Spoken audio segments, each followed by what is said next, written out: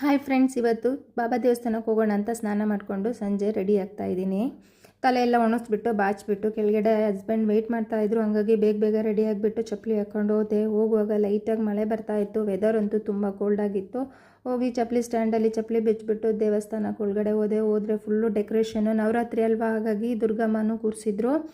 ತೀರ್ಥ ತಗೊಂಡು ಅರ್ಶಿನ ಕುಂಕುಮ ತೊಗೊಂಡು ಪ್ರಸಾದ ಎಲ್ಲ ತೊಗೊಂಡು ಬಂದ್ವಿ. ಹಂಗೆ ಸಾಯಂಕಾಲಕ್ಕೆ ನೈಟು ಡಿನ್ನರ್ಗೆ ಪರೋಟ ಮಾಡಿಕೊಡು ಅಂದರು, ಆಲೂ ಪರೋಟ. ಹಂಗಾಗಿ ಟೋಟಲ್ ಮಾರ್ಕೆಟಿಂದ ಆಲೂಗೆಡ್ಡೆ ತೊಗೊಂಡು ಹಂಗೆ ಪಾನಿಪುರಿ ತಿನ್ಕೊಂಡು ಮನೆಗೆ ಬಂದು ಆಲೂಗೆಡ್ಡೆ ಬೇಯಲಿಕ್ಕಿಟ್ಟೆ ಪರೋಟ ಮಾಡೋಣ ಅಂತ. ಹಂಗೆ ಗೋಧಿ ಹಿಟ್ಟನ್ನು ಮಿಕ್ಸ್ ಮಾಡಿಬಿಟ್ಟು ಉಪ್ಪು ಹಾಕಿ ಸೈಡಲ್ಲಿ ಇಟ್ಕೊಂಡೆ. ಆಲೂಗೆಡ್ಡೆ ಬೆಂದಿತ್ತು, ಅದನ್ನು ಇಟ್ಟು ತಣ್ಣಗಾಗ್ಲಿಕ್ಕೆ ಬಿಟ್ಟೆ. ಮತ್ತು ತೊಳೆದ್ಬಿಟ್ಟು ಸಿಪ್ಪೆ ಎಲ್ಲ ತೆಗೆದು ಒಂದು ಬೌಲಲ್ಲಿ ಹಾಕ್ಕೊಂಡು ಸ್ಮ್ಯಾಶ್ ಮಾಡಿದೆ. ಚೆನ್ನಾಗಿ ಸ್ಮ್ಯಾಶ್ ಮಾಡಿಬಿಟ್ಟು ಮಸಾಲ ಹಾಕಿದೆ. ಖಾರ ಪುಡಿ, ಜೀರಿಗೆ ಪುಡಿ, ಗರಂ ಮಸಾಲ, ಉಪ್ಪು ಮತ್ತು ಅರಿಶಿನ ಪುಡಿ, ಕೊತ್ತಂಬರಿ ಹಾಕಿಬಿಟ್ಟು ಮಿಕ್ಸ್ ಮಾಡಿ ಅದು ಸೈಡಲ್ಲಿ ಇಟ್ಕೊಂಡು ಚಿಕ್ಕದಾಗಿ ಚಪಾತಿ ಮಾಡಿ ಮಧ್ಯ ಮಸಾಲ ಹಾಕಿ ಈ ಥರ ಫೋಲ್ಡ್ ಮಾಡಿ ಚೆನ್ನಾಗಿ ತಿರ್ಗಾ ರೋಲ್ ಮಾಡಿದೆ. ಚಪಾತಿ ಈ ಥರ ಒಂಚೂರು ಓಪನ್ ಆಗಲಿಲ್ಲ, ಸೂಪರಾಗಿ ಬಂದಿತ್ತು.